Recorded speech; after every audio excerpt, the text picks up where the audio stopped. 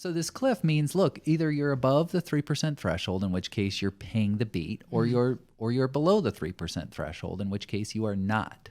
And the difference can be significant depending on the size of your potential beat liability.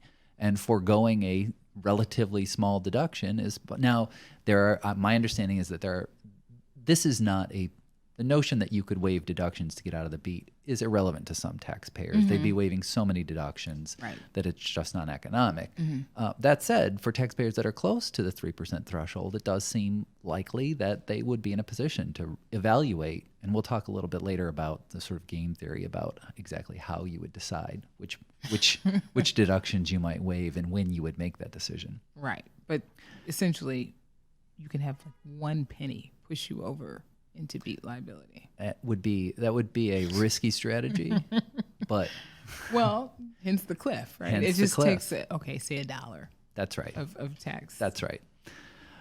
So there's an argument here that the statute isn't quite so clear about whether you can do this.